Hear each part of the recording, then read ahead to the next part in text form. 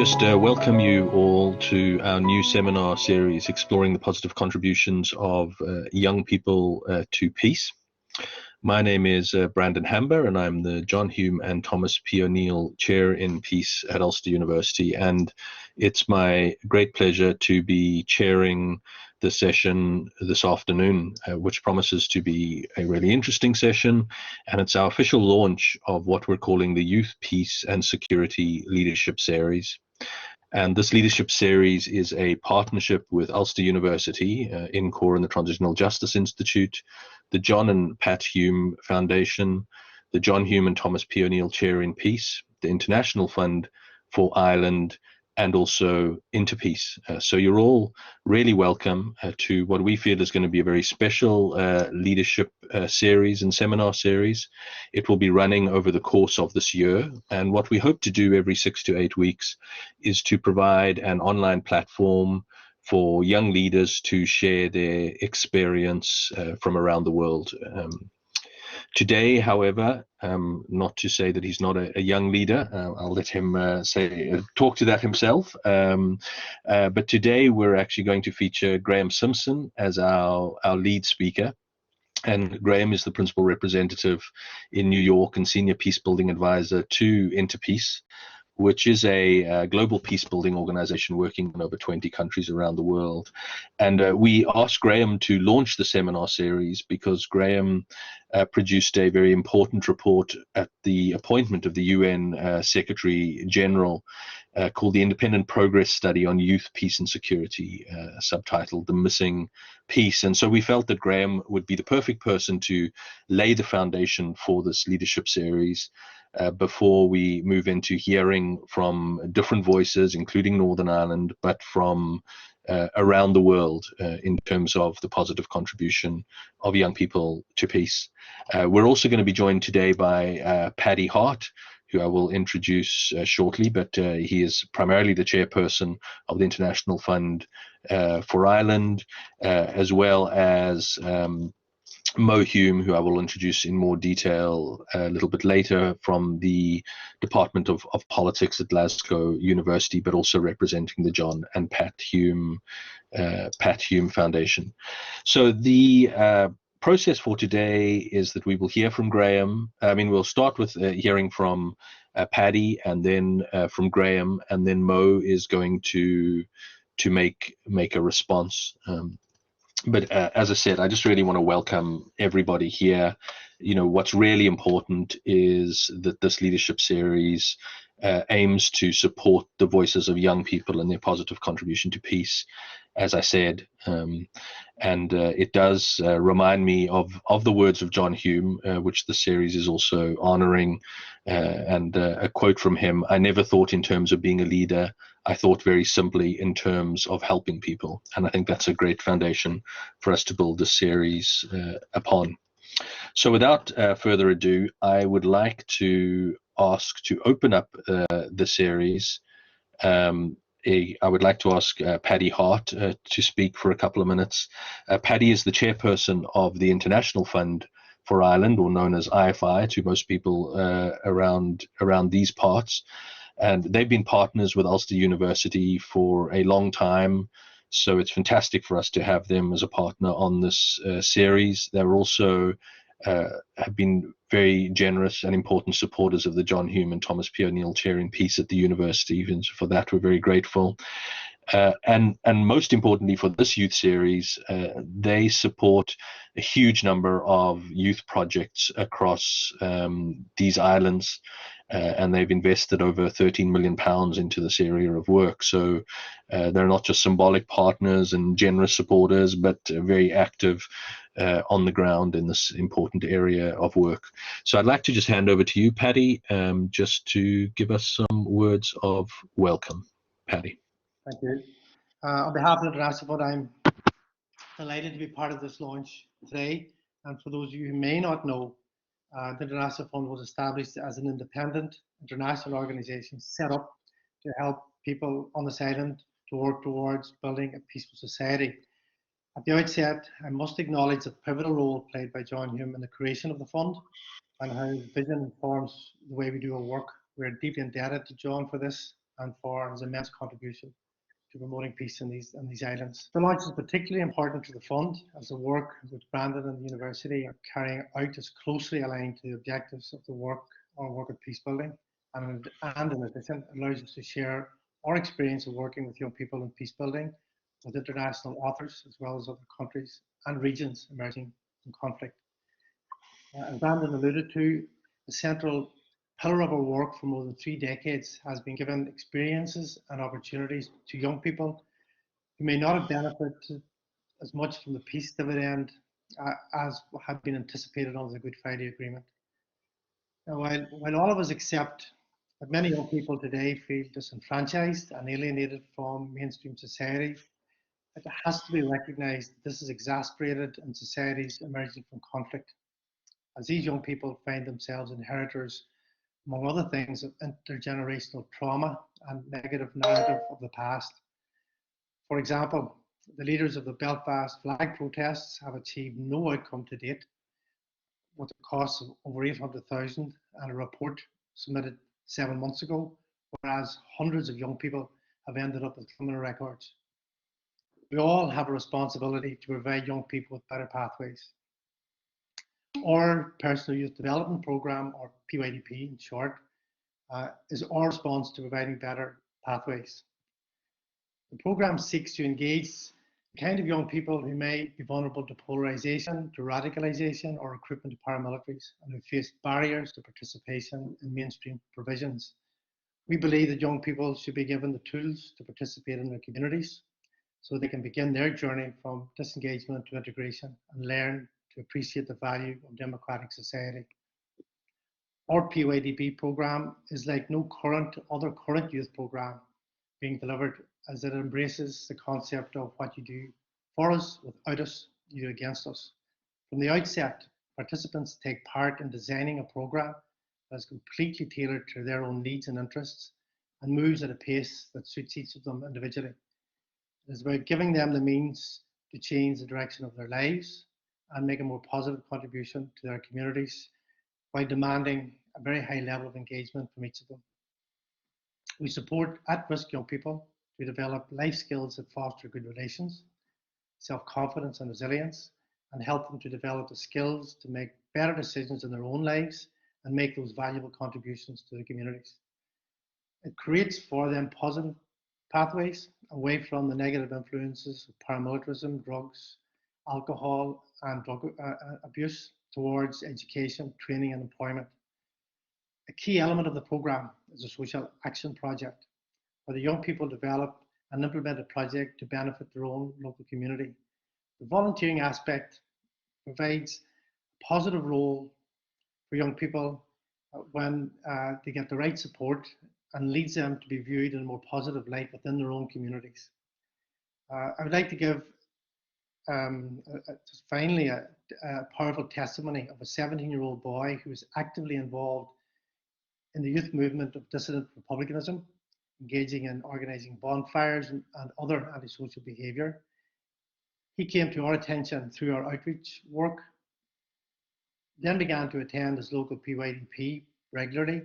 He has now taken a leadership role within a group of his own peers, which is helping them to keep engaged in the programme and diverting them away from paramilitarism and other negative influences.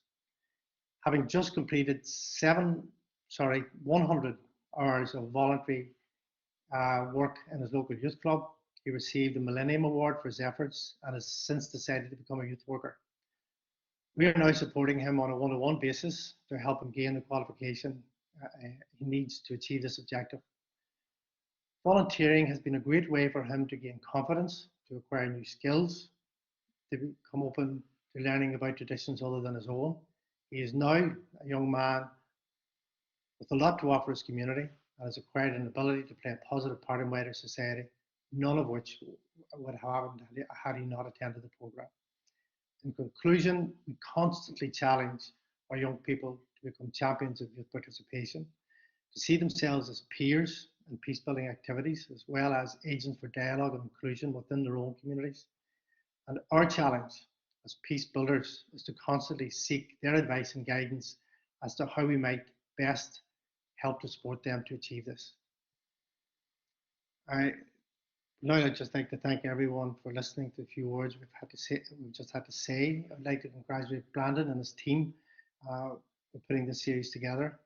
And I'm certainly looking forward to hearing Graeme and Mo on their deliberations about helping young people. Thank you. Thanks very much, Paddy. I really appreciate that. And thanks very much for IFI agreeing to be partners.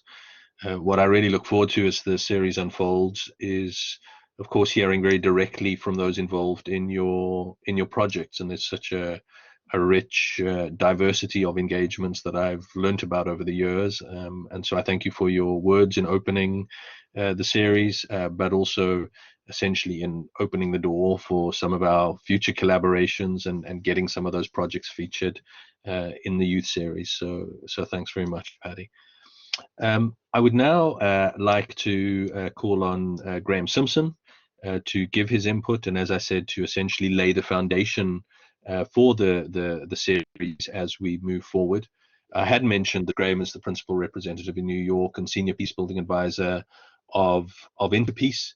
And most importantly, for our deliberations today, he was the lead author of the progress study in youth peace and security, which I know he presented to the UN Security Council as well as the UN more broadly. So it's a very significant piece of work, and it's developing the UN Resolution 2250. Graeme is also an adjunct lecturer at Columbia University in the School of Law in New York with a specialist focus on transitional justice. He has an LLB and a master's in history from the University of the Witwatersrand in South Africa. He was also the co-founder of the Center for the Study of Violence and Reconciliation and its executive director for, well, more than 10 years. And that's where I got to know Graeme, and so I'm really interested to hear your thoughts today, and thanks very much for joining us, Graeme. And thank you in turn, Brandon.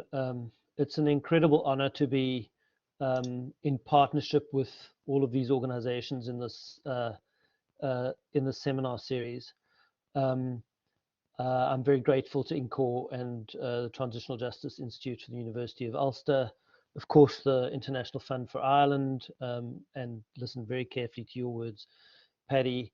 And it's an incredible honor to be, in a way, through the John and Pat Hume Foundation, honoring John Hume and speaking on these platforms in his name.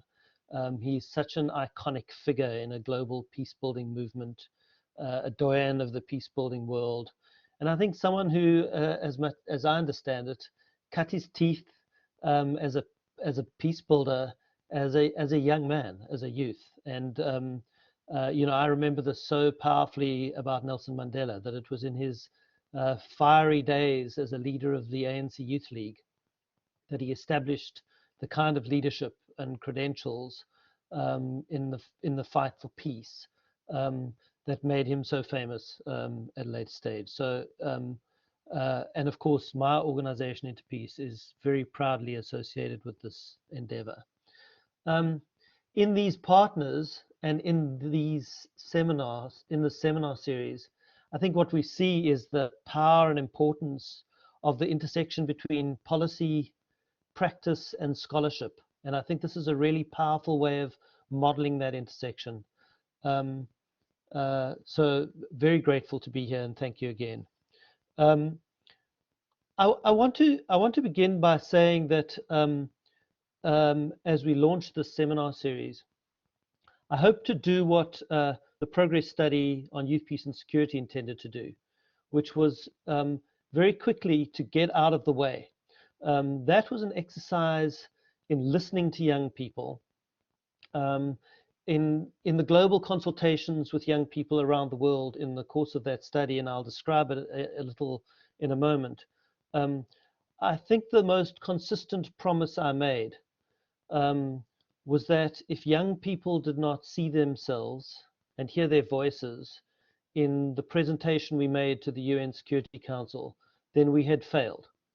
And this session is an introduction which is a little short on young people. I know there are many young people from all over the world in the audience, but it's very important that young people are not just consigned to the listening mode, and that the rest of the seminar series will very much be about amplifying the voices of young people and young leaders themselves, and really aims to create a dialogue between the youth leaders in Northern Ireland and young leaders from around the world, because it's in this horizontal dialogue that there is such rich and extraordinary learning about the innovation, the creativity, the resourcefulness, and the resilience of young people. And I hope that we're able to catalyze that in the next while. I won't do justice to the progress study for the reason that it was a global study. There's such diversity in youth experience and youth voice. We need to be very careful of treating the youth sector, which is a microcosm of the wider society, as heterogeneous. It's diverse, it's enriched, it's very different, and we need to try and make sure that we adequately reflect all of that. So the first thing I want to say is that the progress study was the product of it was a mandate of the UN Security Council Resolution 2250. But 2250 was itself not a product simply of political negotiation at the higher echelons of the UN Security Council. It was itself a product of youth advocacy and lobbying and activism over a very long period of time before that. So it's really important to remember that the resolution itself, which gave rise to this, was a product of youth activism. I was appointed by the Secretary General as the independent lead author of the progress study. And it's very important because the progress study was an attempt to create an independent voice, and the independence of the study was very important. In his wisdom, the Secretary General appointed 21 advisors to me, and my initial response to that was absolute panic that this was too many cooks in the kitchen. There was to be a real problem. But it was in the power of a global coalition on youth, peace, and security, which ensured that half of those advisors were themselves young people, that I really think geared this up to be a process which was oriented around young people themselves. The mandate was also extraordinary. It was a mandate to consider and to explore the positive contribution of young people to building peace and preventing conflict. And it was never really a study, as much as it was an attempt to develop a strategy for the implementation of the Security Council resolution, which had at its heart an acknowledgement that 1.8 billion young people had largely been left out of the multilateral system, were largely voiceless within the global policy environments that so dramatically affected them. So 2250 as a resolution implicitly at its heart recognized that this was that the issue being dealt with was a legacy of youth exclusion, that there was a growing mistrust of young people, of their governments, of civil society organizations, and of the multilateral system. And this was particularly true of the 1/4 of the 1.8 billion young people who were consistently living in societies where they were consistently exposed to violence. And so it's really important in recognizing that this progress study could not afford to reproduce the problem of mistrust and exclusion that it was designed to address. And so how the study was undertaken is in some ways as important as the products that it produced. More than anything else, there was a recognition that the progress study needed to really listen to young people. And I have to be honest, I think that in some ways we dragged the international system and the UN kicking and screaming into a participatory process that was probably not the original intent of this. I think the intention was always to undertake regional consultations, to listen to young people in regional contexts. But there was, and I pointed this out right at the outset, a real danger that what that may do is produce access to young people who were the traditional interlocutors of the UN and the multilateral system, that this may produce only access to those who had passports, had the necessary language skills.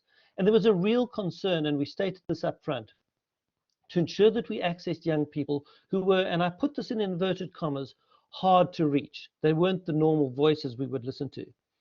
I put it in inverted commas because it was very quick in the process that young people pointed out to us very vocally that we aren't hard to reach. You're just not very good at listening to us. And I think this was a really important lesson. And so we stopped talking about hard to reach young people and spoke more and more about young people who would not normally have a voice in the policy environments that affected every dimensions of their lives. In the end, through a global coalition of civil society organizations who produced trust-based access to youth organizations and young leaders on the ground, we were able to produce not only 7 regional consultations, 5 country consultations, 35 thematic country studies, but 281 focus groups in 44 countries around the world, which ensured that we accessed the voice of young people who would not normally be heard in these processes, from young combatants in the Philippines, to indigenous young women in the foothills of Guatemala, to the young second-generation migrants in Stockholm or gang members on the south side of Chicago. The universality of this agenda was absolutely critical. For the purposes of this talk, I will say one thing. One of my greatest regrets in this process was that despite the fact that we had generous funding from Ireland, among others, and Sweden and Norway and Canada for undertaking this study and as a commitment to this global consultation, we didn't get to do a Northern Irish case study. And we couldn't fund a Northern Irish case study because Northern Ireland was seen as being in the global north.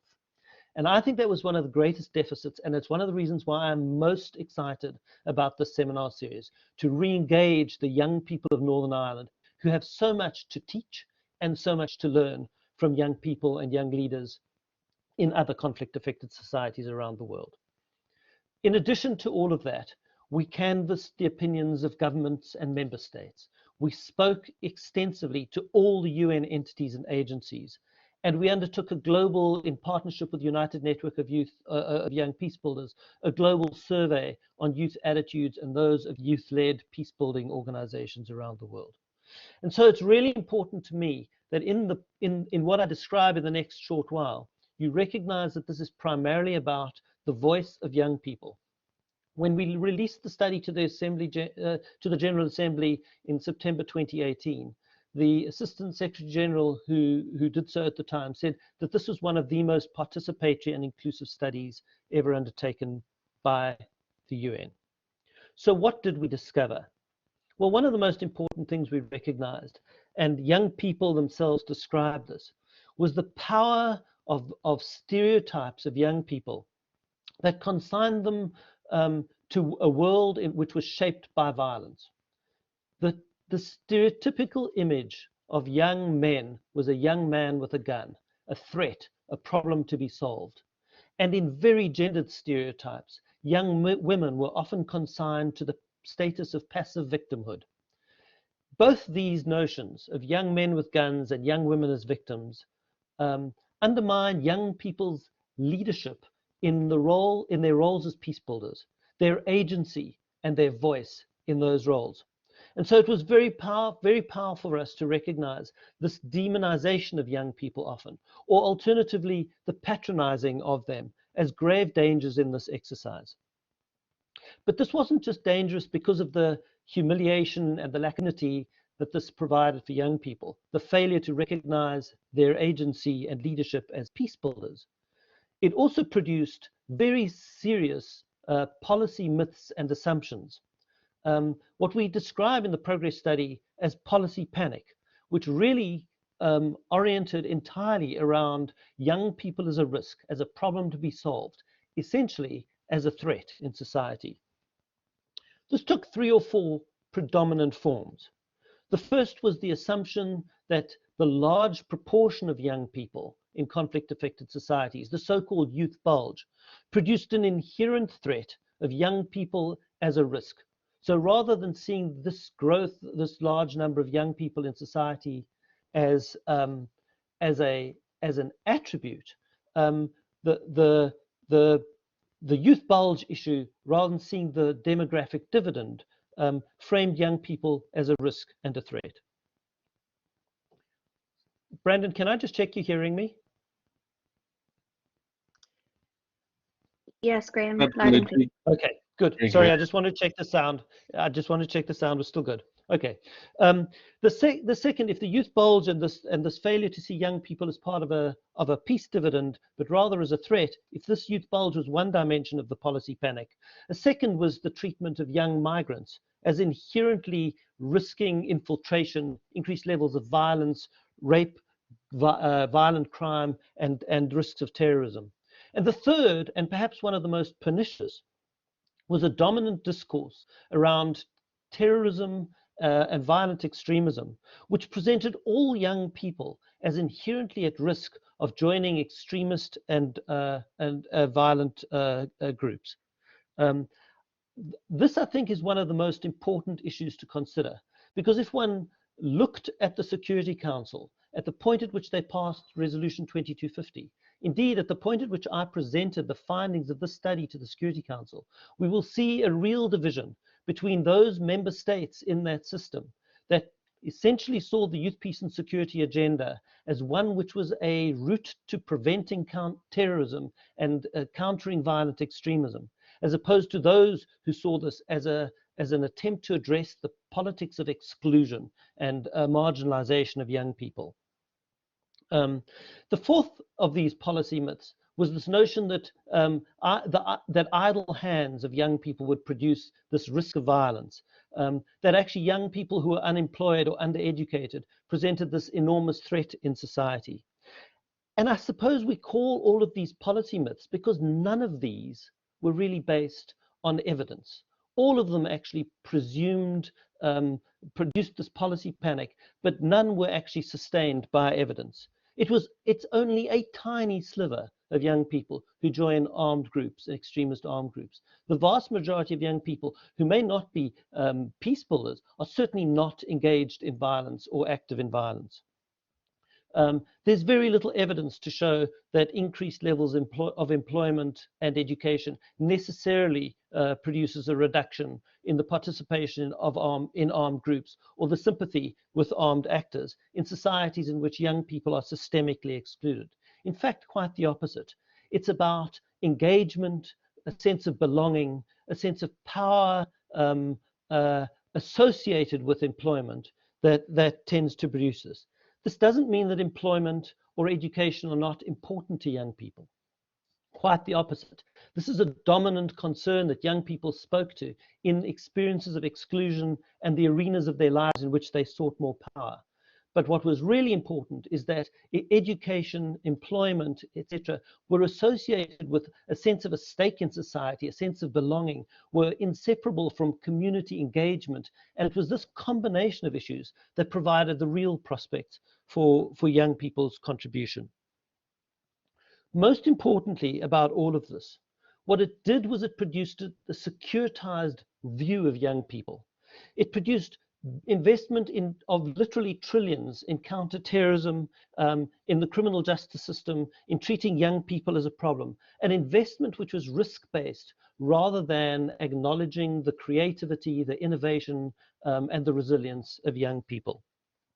And so if one dimension of our study was this concern, then the critical issue that we argued was that it was time to start investing in young people's resilience rather than in risk.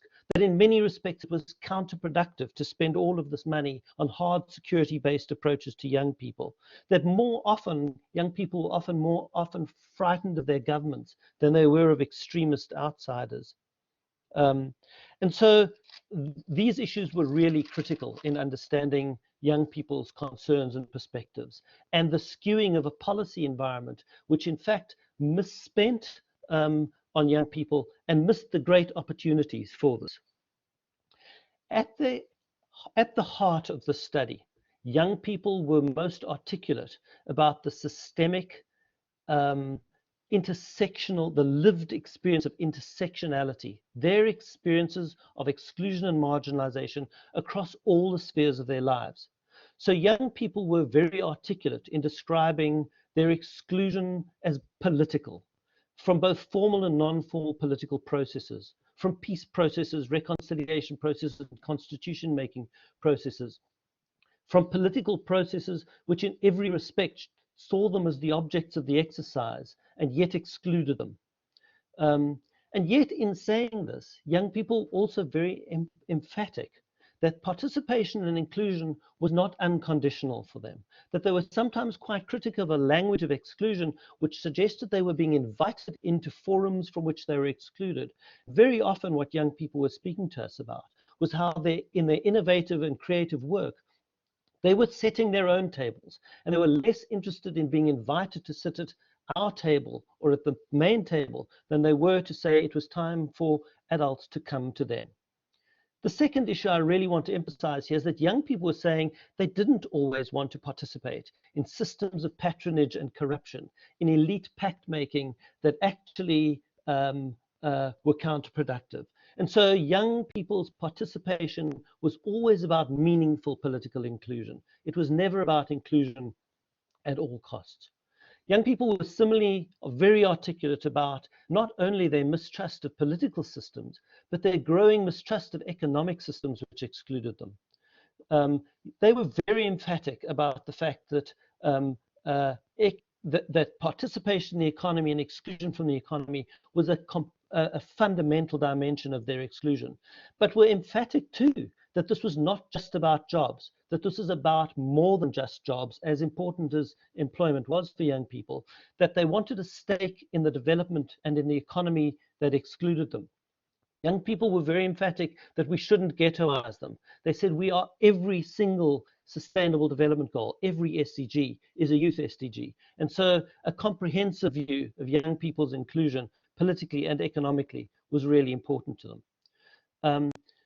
They were very emphatic about education as a key arena which affected their lives, and yet was all about young people, but without them. Young people invoked the mantra of the disability movement, which said nothing about us without us, but expressed their concern about how important education was in their lives, but how marginalized they were from the realms of education policymaking.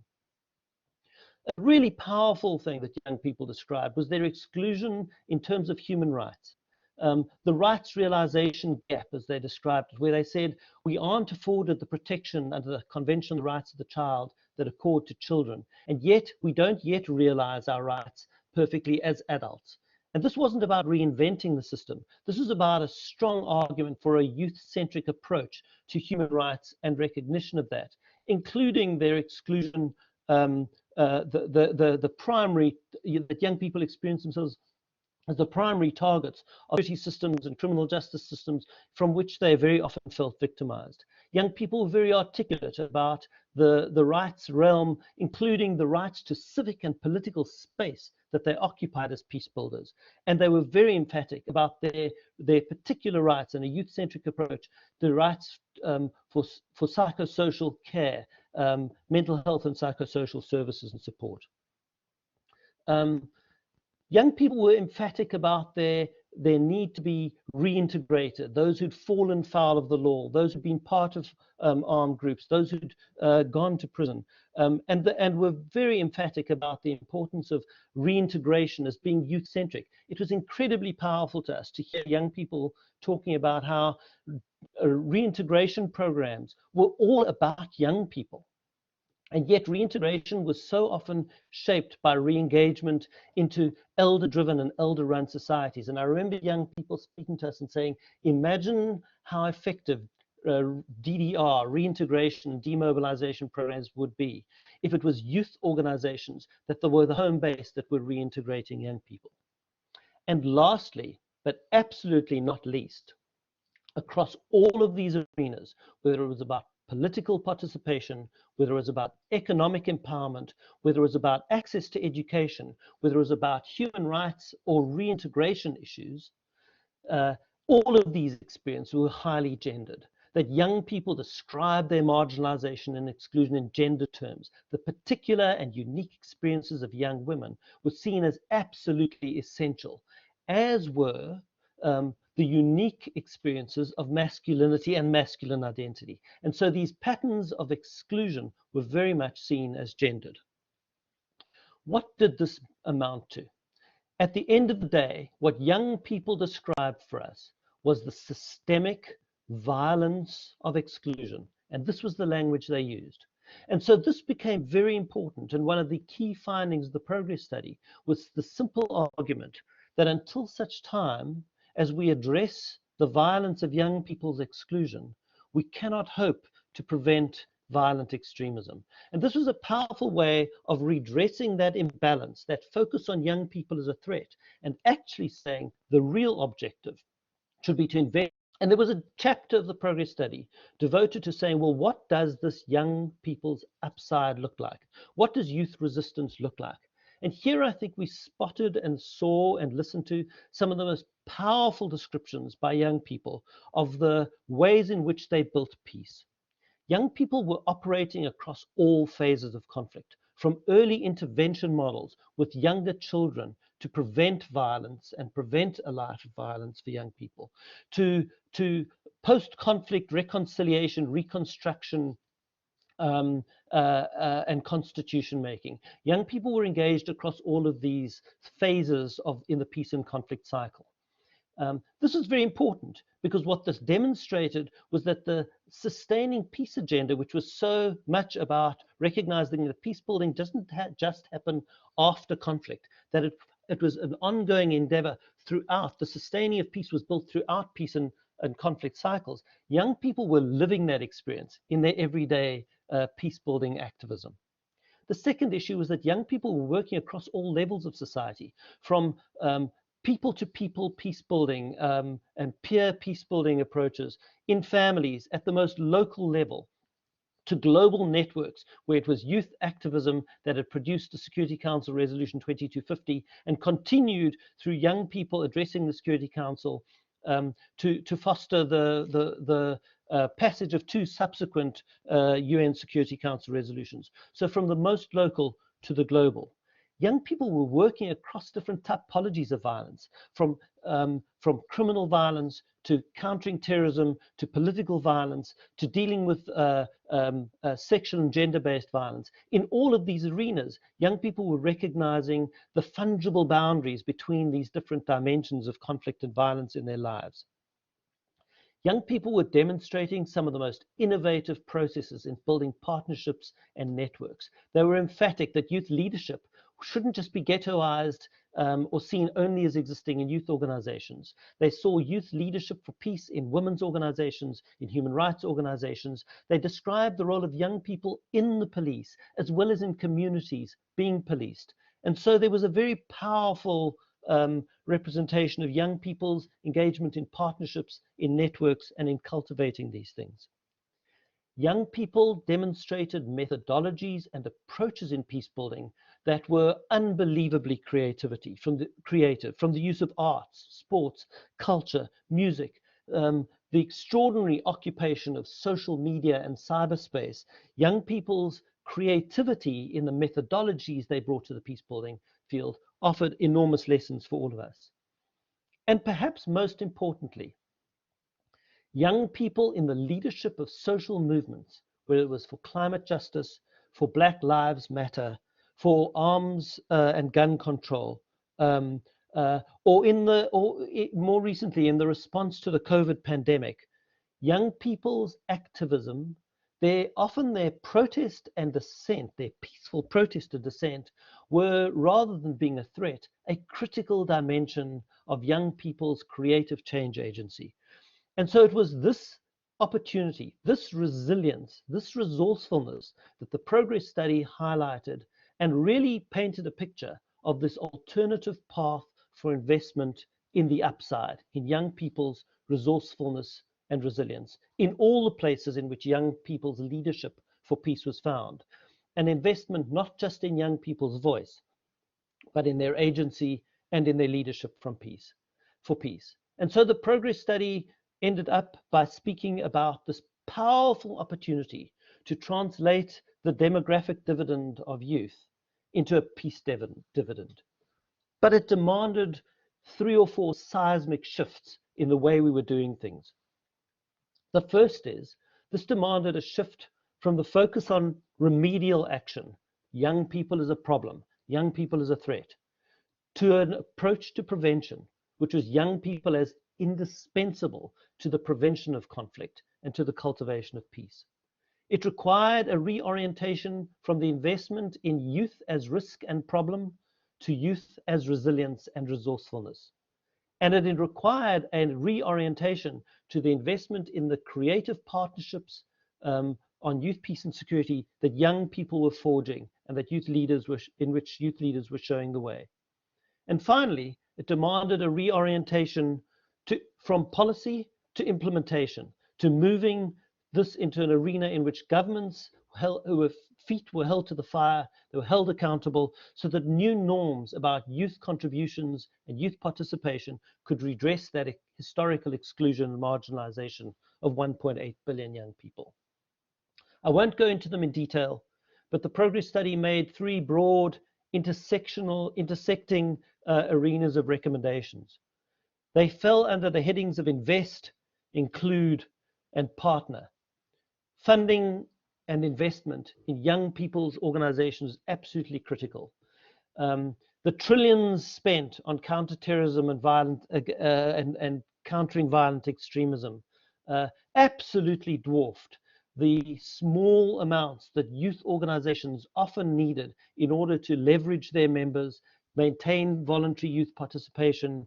The bang for buck in investment in youth-led and youth-based organizations is an absolutely extraordinary opportunity that has still not been picked up on. The investment in youth leadership and the capacities of young leaders, the investment in the partnership between youth organizations and other organizations, the recognition that we need to invest in disaggregated gender and youth-based data because we don't have gender and age-based data on much of this, and the cultivation and investment in the enabling environment that allows young people to build peace. Investment in inclusion in all of the arenas in which we've spoken, political, economic, gender-based, educational, in DDR and reintegration programs, in the human rights and protection environments. A systemic investment in youth inclusion was critical. And finally, an investment in the roadmaps and action plans that take the progress study and the youth, peace and security agenda to the national level, and implementation of that at national level. In all these respects, we need to be very careful that we do no harm. And I think the progress study was emphatic about this. We have to be really careful that in throwing money at these problems, we don't actually pollute the integrity, the innovation and creativity of youth organizations as community-based, as connected to community stakeholders. We have to be very careful that in investment in partnerships between young leaders and other organizations, we don't disempower rather than empower young people. We don't dilute their influence rather than emphasizing and investing in it. We have to be really careful of this agenda being celebritized, the tendency to seek out the youth celebrities, to trot out the same youth voices, can do more harm to this exercise of listening and engaging. And finally, we have to be really careful when we talk about impact assessment, that we don't do more damage to the innovation, creativity, and risk-taking that is at the heart of youth-led peace building. So there are real dangers that we need to be mindful of. I'll finish with just a couple of comments on a kind of post-amble. That there has been, in the wake of Security Council Resolution 2250, and in the wake of the production of the progress study on youth, peace and security, I think there has been a shift in the youth, peace and security policy agenda and an emphasis on certain areas. Firstly, there has been an important shift from policy to delivery. This means that this global policy agenda, this global voice, needs to be replicated at the national level. This, I think, is really imperative for Northern Ireland, to actually think about what can we learn from this experience, but what can we do to also proactively shape the youth, peace and security policy agenda, to define it through reference to this experience. The Northern Irish experience, I believe, has an enormous amount to offer the rest of the world. And I really hope that this dialogue and this seminar series will begin to tap into that. There have been 2 more Security Council resolutions since Resolution 2250. The most recent Resolution 2535, I think, makes some critical steps it starts to focus attention very heavily, or continues to focus attention very heavily on the role of youth in peace processes. And I think what is most important about this is that we need to recognize that there's an ease with which we think about young people's participation in peace processes as a quota, as a number of bums on seats, as how many young people are in the room. And whilst this is indisputably critical, and we've learned this from the Women, Peace and Security agenda more than anywhere else, we nonetheless need to recognize that the magic of youth-led peace building is not just in the room, it's around the room, it's in support of this process, it is in the community, it is beyond the room. And so these ideas of young people in the room, around the room, and beyond the room as building peace, I think is really critical. I think this recognizes the power and importance of youth-led peace building, not just in negotiated political settlements, but in the durability and the legitimacy of those as contributions to sustaining peace. There is unquestionably a series of gaps and opportunities in the protection of young people. The COVID pandemic has demonstrated that opportunistic governments have often used these crises to shut down civic space, to close out the social movements in which youth very often are expressive, to treat the protest and dissent as threatening rather than as an asset in peace building. And I think these are critical issues that need to be addressed. There are some very important gaps. Resolution 2535 referred to climate incidents or to weather incidents, but didn't refer to climate justice. And I think that the need to recognize the key role of young people as leaders in these global movements and the relationship between climate, conflict, and youth is absolutely indisputable, and yet it has not been adequately taken on. So the protection agenda, the role of youth in peace building, the critical issue of young people in the climate agenda, the intersection between youth, peace building, and women, peace and security, these are all absolutely vital areas for further expanding the youth, peace and security agenda going forward. And I believe that Northern Ireland can be a leader in this exercise. I will finish with this. If my promise to young people was an emphasis that that they needed to be seen and heard in these policy spaces, and that if I failed to represent their voice, I would have failed. This is one very important lesson that came out of the progress study, the power of this participation. I think there's a real danger that as we move to implementation of the youth, peace and security agenda, young people are once again marginalized and excluded. This can too easily become a state-centric process in which the conversations and the listening to young people is not adequate.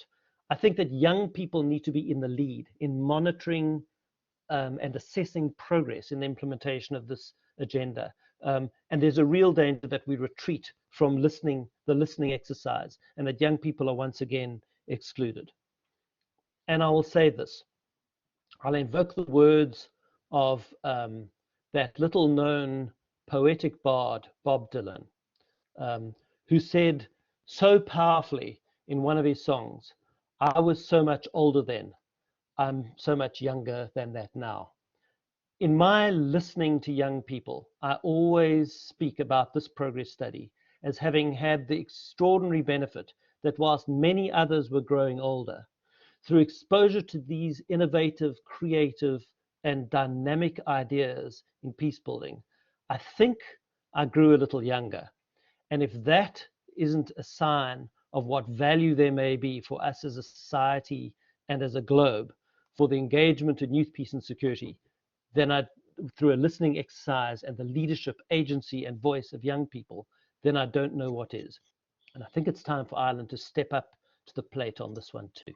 But thank you very much for an excellent talk. And I know from having read the report, it's so complex with so many different facets to it. So to be able to try and summarize it in the time you did and leave us with the key messages, I really do appreciate that. And I see your work very much, and also for the series, as really bridging this gap between the different levels, between the policy level and trying to reach down to the level where young people are making a difference in the world. And hopefully our series will help do that and very rapidly we will move aside, as you so aptly told us to do. So thanks again, Graeme. I'm now going to turn to Professor Mo Hume from the Department of Politics at the University of Glasgow to give a brief response to your talk. Mo is wearing two hats today. She's representing the John and Pat Hume Foundation, our key partners in this series. But as I said, she's also Professor of Politics and has written and worked on a range of feminist theories and practice which seek to really understand processes of violence and particularly women's responses. And she has a particular interest in Latin America, worked a lot in El Salvador, spent many years working there as a development worker or in local women's organizations, and writing and learning about that experience. So not only does she bring us the representation to the foundation, but a wide range of experience, and I think will be a perfect respondent to your talk. She's also written a book called The Politics of Violence, Gender, Conflict and Community in El Salvador, and a number of the comments, in fact, on the chat have also been about gender, and Graeme, you raised that as well. So Mo, you're very welcome. I know we've had some challenges with the video, so I don't know if you're going to appear, but if not, we look forward to hearing from you, and thanks for taking the time, Mo. Thanks. So I would just like to say that I'm particularly pleased to be attending today's launch and seminar on behalf of the Hume Foundation. And on behalf of the foundation, I'd like to thank Ulster University, you, Brandon, as John Hume and Thomas P. O'Neill Chair in Peace, the International Fund for Ireland, Interpeace and INCORE for putting together such an incredible programme. And I'd also like to thank Graeme for such a fantastic intervention.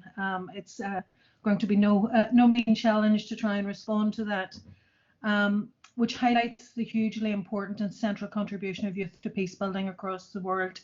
And I was particularly affected by the fact that the report upon which you've based today's interventions rests on the voices and lived experiences of over 4,000 young men and women across the globe.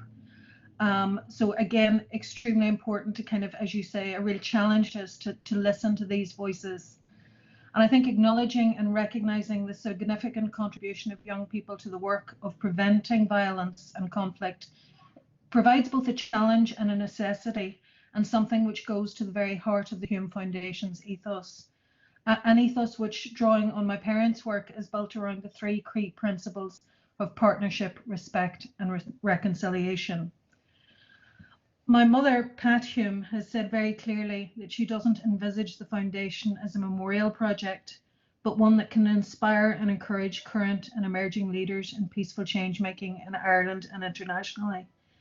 Young people are, of course, central to this mission.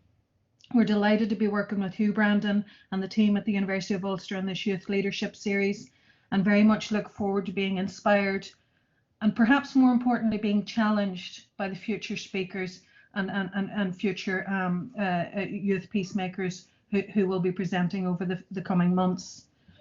So in this short intervention, I've been asked to respond to Graeme's talk and reflect on some of my own research in Latin America. And just to say on a personal note, you know, this is a fantastic opportunity for me to engage with someone whose work I've admired for many years.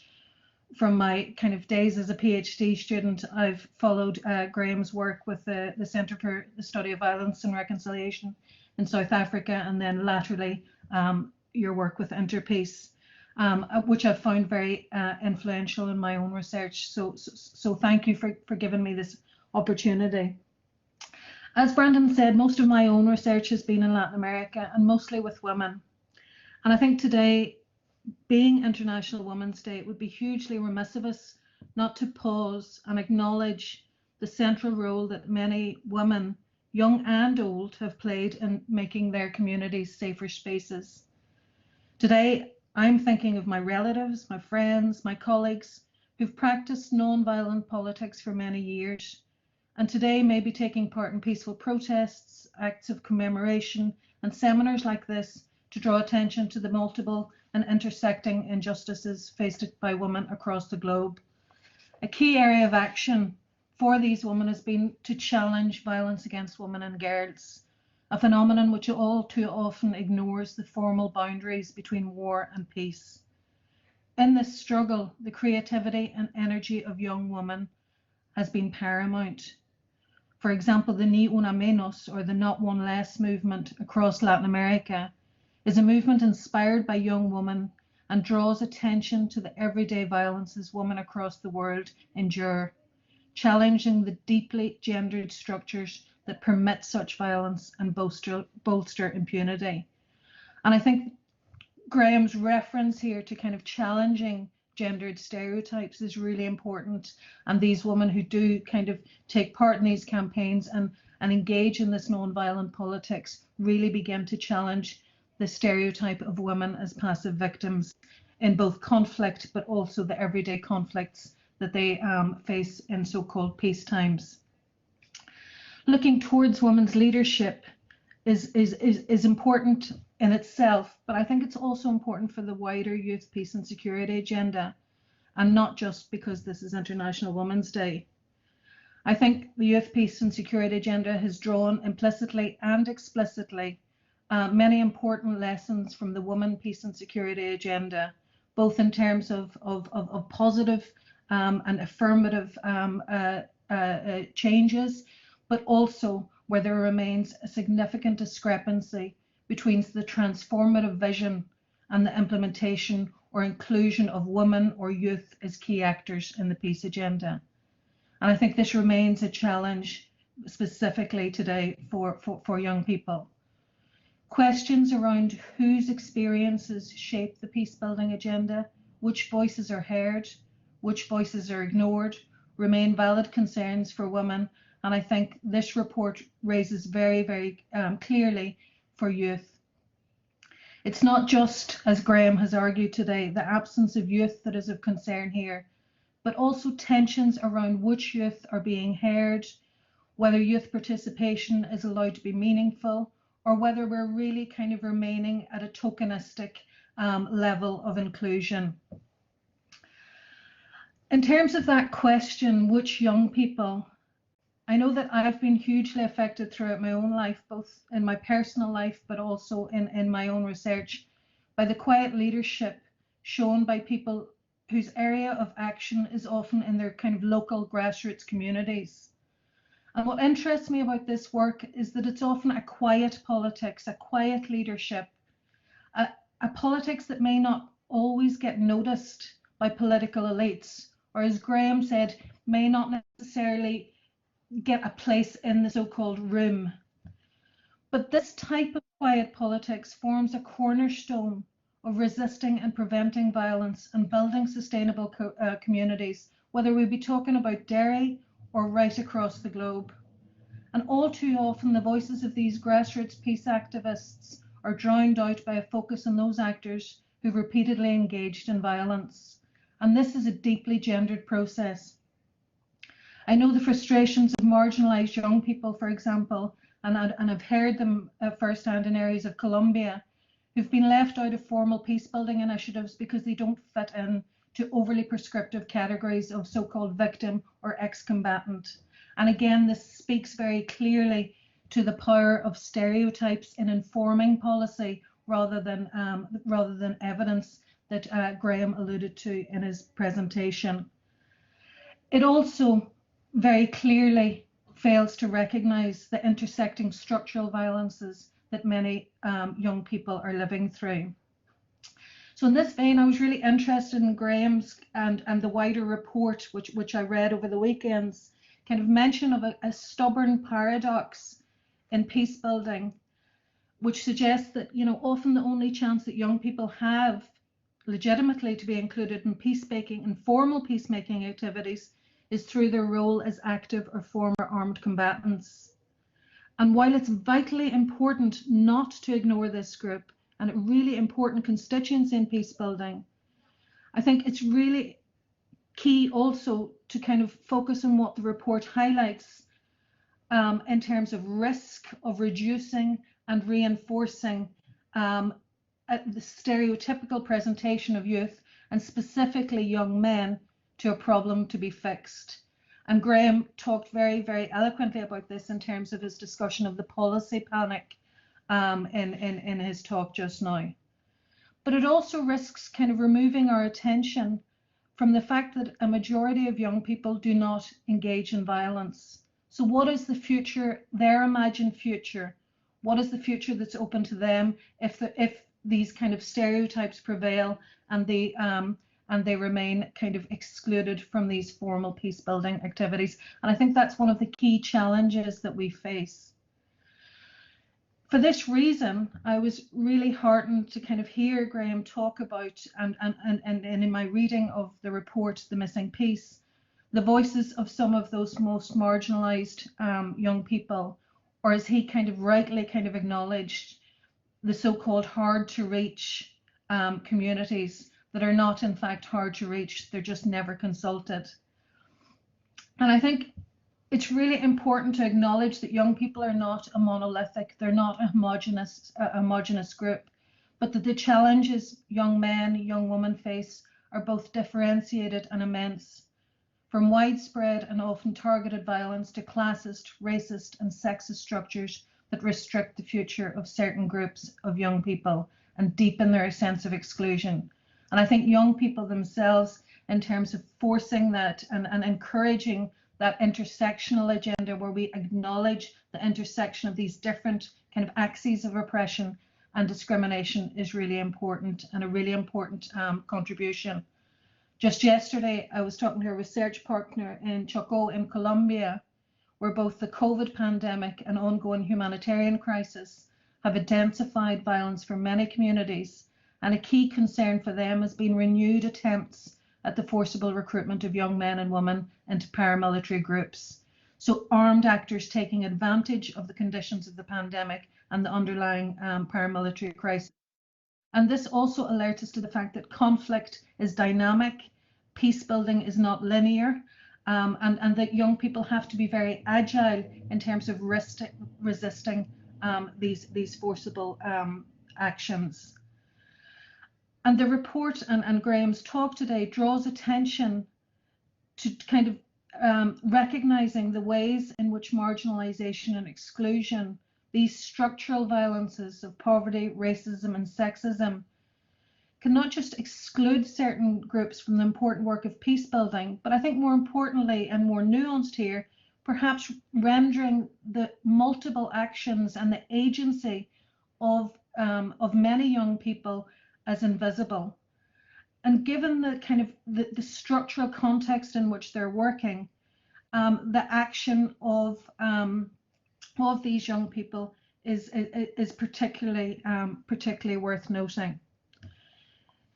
In my own work with young people, mainly those who live in so-called marginal communities or hard to reach communities, I'm absolutely blown away by the creativity of young people in resisting violence and their imaginative ways in presenting it, from using art to retelling and challenging kind of classic fairy stories, to music, really creative ideas and projects in which to kind of provide alternatives to violence. But crucially, I'm also blown away by their capacity to analyse, as Graeme alluded to in his talk, and critically interrogate the drivers of conflict and violence, many of which are gendered. Their capacity to analyse, for example, the interactions and between the role of the state, its links to non-state violent actors, etc., to draw on their lived experiences in this analysis, to make these important connections between the overlapping categories of peace and security or violence among different kind of constituencies. And I'm also very kind of struck by the fact that it's not very often that these voices inform the so-called expert analyses of conflict. The real challenge that I think the youth, peace and security agenda, as articulated today by Graeme, really challenges to think about how we analyse and whose voices inform our analysis. But I think even more pertinently, these young people are also challenging us to demand a more radical agenda for peace, encouraging us to think about what an inclusive peace should look like, foregrounding the importance of taking seriously issues of social and economic justice, environmental justice, an end to racism, more inclusionary gendered identities, among many other things. And I think these challenges are really important to kind of rethink what peace means, and specifically what inclusive peace means. Just to finish off, in his work, Graeme talks about young people as the connective social tissue that bridges the fields of development, human rights, humanitarian action, and peace and security. Embracing or implementing the kind of youth peace agenda, I think, is more than a rhetorical inclusion.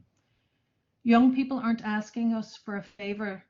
They're not asking us for a tokenistic gesture, but they're exercising and demanding their right as peacemakers, and they're showing us the enormous contribution that they have to make. So in this regard, and on behalf of the Foundation, I'd once again like to thank Brandon, thank Graeme, and all the team for facilitating this important space to amplify the voices of these peacemakers. Thank you. Thank you very much, Mo. Really appreciate the comments and also your thoughtful reflections. Like Graeme's talk, there are just so many things one can take away. You know, the mention of quiet leadership, the emphasis on really ensuring who is at the table, hearing grassroots voices, whose voices are actually heard, the intersectional arguments that you made. These are all absolutely critical. And of course, thank you for reminding us that today is International Women's Day, and the theme is Women in Leadership. I mean, it goes on to then talk about COVID-19, but you know, this series is about leadership in so many different ways. So there's so much in what you said, and I could have sat listening to both of you for a lot longer. But thanks very much for that contribution. I'm now going to open up to the floor for any questions. Because we have so many people online, I'm going to take those on the chat. You could ask Graeme a question as well as Mo if there's something which came up. There's actually been a really fascinating chat that's been going on. But if there's anyone who would like to pose a question, otherwise I'm going to just pull some just to maybe get it going from some of the earlier comments, and they link with both what you said, Graeme, and also what Mo said. Graeme, you spoke a little bit about the sort of youth celebrity approach as to who ends up at the table, and Mo, you spoke about, you know, maybe competence or armed groups ending up at the table rather than others, or those demonstrating quiet leadership. There were also comments about some people saying Paul Smith, a well-known supporter of youth work in Northern Ireland, talking about that some of the people who are at the table are sort of clones of certain political parties. Somebody else said that sometimes when young people are put at the table, there's sort of a patronizing head boy, head girl type clone who gets put at the table. So maybe to kick off based on those comments before more questions come in, I don't know if there's anything you'd like to reflect on. How, and are there examples of how this more diverse voices have been put at the table from your extensive work? So it's a fabulous observation and a really important question, and I think that there are several different ways to answer it. I mean, I think that Mo's point about the fact that and this, you know, comes out of much of the work on youth in peace processes, that it's almost inevitably either young people who carry the flag of a particular conflict party are associated with one of the political stakeholders to these processes, or young people who carry arms who ironically have a privileged access to these processes. And very often young people who are involved in peace building, who are in civil society organizations, who may often be non-partisan, or even if they're associated with political parties, their standing and status in these processes because of their contributions to peace rather than anything else. I think this is one aspect that is absolutely vital in terms of how we think about this. There's a fabulous piece that was commissioned by the Secretary General's Youth Envoy's Office, written, co-authored by a colleague of mine, Ali Altiok and Irena Grizelsh, called We Are Here, which is really looking at all of the examples of where young people have been involved in peace processes. And I think what they make is this incredibly powerful argument. one which I think is borne out by the best research in relation to women, peace and security as well, that it's not just how many people you have in the room, and that this quota system is important but not adequate. That the connectivity between those in the room and the social movements outside the room of women and or of young people is really critical. There are also some very powerful examples of where young people standing in the process, in the early stages of the Yemeni political process, was very much shaped by the distinction between those young people who were associated with particular political stakeholders and those who were independent. Critical partnerships between youth, women's and human rights organizations to say we need to make sure that we stand there not just as young people, but as young people who are embedded in these other arenas, that we shouldn't just look for youth leadership in youth organizations. I think these are all very powerful dimensions. And then the last thing I'll say is this. I think we seldom recognize the extent to which peace processes are foundational moments in the reconstruction of relationships, of the social contract, the relationships between state and society.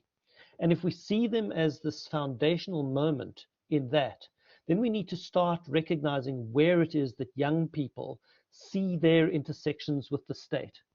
And one example of that is that young people spoke to us about saying actually their relationships with their states is so often through the criminal justice system or through the security establishments. And it's often peace processes that negotiate the control, access, nature of those very institutions, whether it's in the security sector or whether it's education.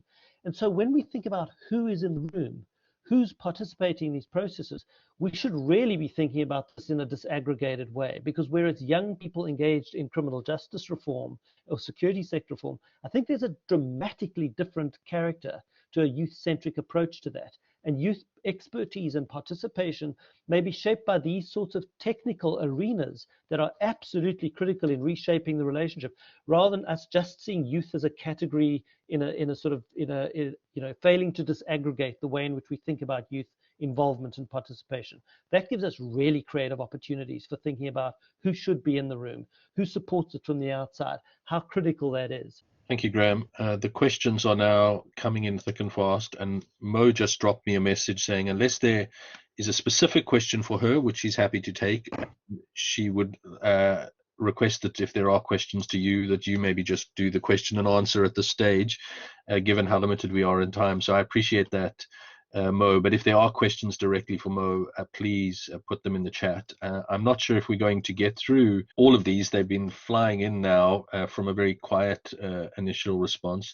So Graeme, there is one here from Jana Burke. What would you say was your personal greatest learning during the progress study and beyond? And what surprised you the most? That's so difficult because there was so much.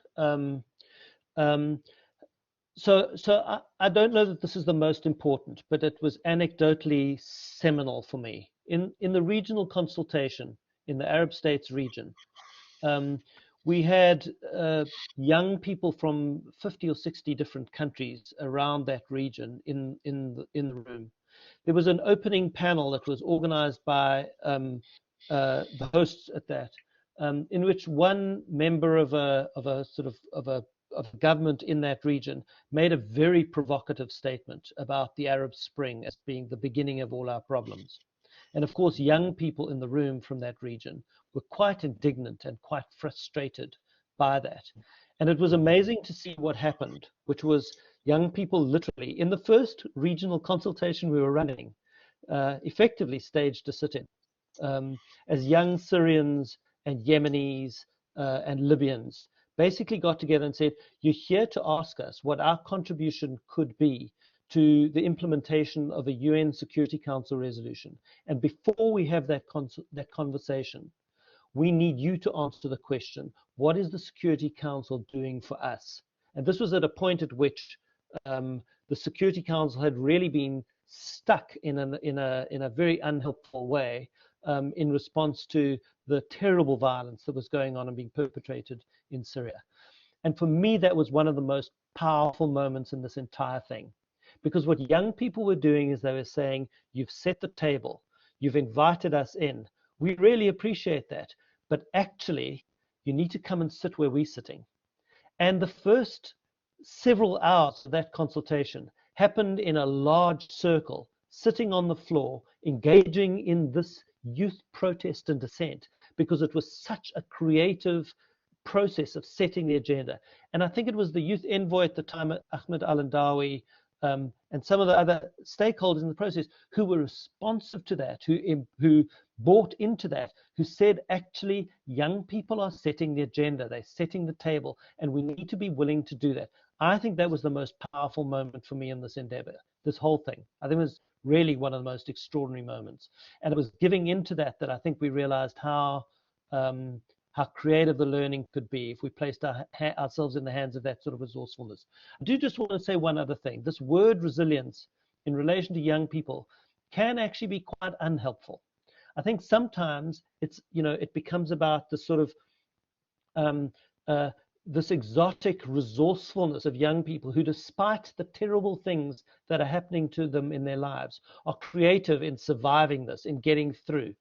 And I want to emphasize that young people were very articulate in saying our resilience is not just in our ability to survive. It's not in our ability to survive the abandonment by our governments or the targeting of us by our governments. Actually, our resilience is about transformation. It's about our drive for real and meaningful change, meaningful participation, as they described it. And I think this is really important, because I think what it does do is it emphasizes that we need to be peace responsive in the way we think about these things, and that demands actually systemic change, that young people were talking about resilience as transformative, not just a survivalist. And that's very important as well. Thank you. And I'm glad you clarified that about resilience, because I think it is a concept that can be misunderstood in many different ways. So thanks. I have a question here from Liz. I'm not sure if it's Liz McCardle from the Youth Pack project at the university. I hope it is. It doesn't have her surname, but she says, how might we redress the balance in terms of the intersection between youth and the state? The quality of listening relates to the status of young people in relation to the listener. How is power equalized? Wow, that's a hard question. It's a really hard question, and it's one that I think we need to be honest about. As the proportion of young people as a proportion of the population is growing in Africa, the population is growing younger and younger. Leaders are growing older and older. We have to be really careful to assume that the logic and the rationale of this voice and the study is somehow miraculously heard. There is actually enormous resistance to this, that the importance of holding government's feet to the fire, of insisting on an implementation approach, on demanding national action plans or roadmaps for this, and on decentralizing the role of young people in these exercises cannot be assumed. This will be an ongoing struggle. And so I don't have a neat and simple answer for the question, but I think the question itself is absolutely imperative, because I think what it does do is it recognizes the extent to which these gerontocratic societies, in these gerontocratic societies, these are relationships of power, they are relationships of politics, and they are slow to change and demand sustained engagement and active. This is one of the reasons why I talk about the importance of peaceful protest and dissent on the part of young people, not as a threat, but as a critical source of change agency. I think we're seeing it in the climate justice movement at the moment. We've seen it in relation to Black Lives Matter. We've seen it in relation to the ways in which young people have responded to COVID. And I think these are all illustrations of the fact that this is an ongoing and enduring exercise. We can't rest on our laurels because of the neatness of having these sort of multilateral agreements in the form of Security Council resolutions. This is not where the rubber hits the road. Thanks, Graeme. We are up on our time, because we said we would finish on the half hour, but I might just take one or two comments. We've all become much stricter timekeepers since the advent of Zoom and these type of things. There's a little bit of a discussion going on here on the chat, so I'm going to sort of try and summarize it, but it's really around the role of the media. And there's a discussion going on about how the media at times trivializes the voices of young people, or marginalizes them in favor of those who talk the loudest.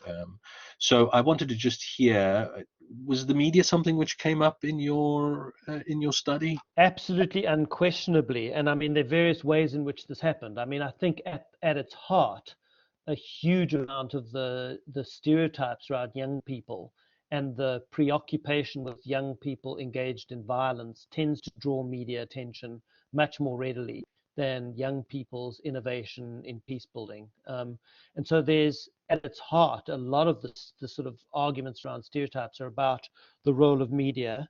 I also think that the sustained securitization of the youth, peace and security agenda and the discourse around young people as being at risk of recruitment into extremist armed groups becomes very quickly sensationalized. And I think the media may be, in many respects, complicit in sustaining some of those issues. And then the last thing I'd like to do is I'd like to talk about the way in which young people contested that space. Young people spoke very powerfully of media as a tool rather than just as a weapon against them. And the claims and the innovation and the creativity through which young people occupy that space, I think, is something we shouldn't underestimate. I think I'm going to wrap us up. There are a couple of questions actually to Mo, so I might give Mo a opportunity to respond. I think they were really around, is there any general practice around working with young women in what she's seen that might be helpful in amplifying voices? There's a longer question here. I'm not sure if I can summarize it. It's really around civic and political engagement. So Mo, I didn't know if there was anything you wanted to add. I don't know if you've seen those questions, but maybe I'll also just give it, if there's anything you want to add on that, or maybe just give you the opportunity to maybe make a closing remark before maybe I wrap up. In terms of the question about practices that can be taken up by women and girls in Africa, I think there's lots of really excellent practices from different African countries on how women have made their voices heard, and I think we've an awful lot to learn from women in Africa and other contexts. I think one kind of example I'm familiar with is the sharing of stories across geographical boundaries. You know, in events such as this, and that this series would hope to do, where women can share their stories or young people can share their stories, you know, and learn from each other. I think that kind of peer learning has been really important in terms of you know, and there are multiple examples of people I can see in the room who've taken part in these, from Northern Ireland to Liberia to Syria to Latin America, etc., etc. And I think kind of that also opens up that space for a deeper and wider civic political engagement that Ruth mentions in her question. So just to kind of finish up in terms of the Hume Foundation, just to thank everybody for being here, and please look at our social media for upcoming events. In the 16th of March, Mark Durkin will be talking, for example, to Nancy Soderberg. And so we would encourage you to kind of join our multiple events, and obviously specifically this seminar series of youth peacemakers and leaders. And thank you. Well, thank you, Mo. I will now just wrap up with a few thank yous from my side.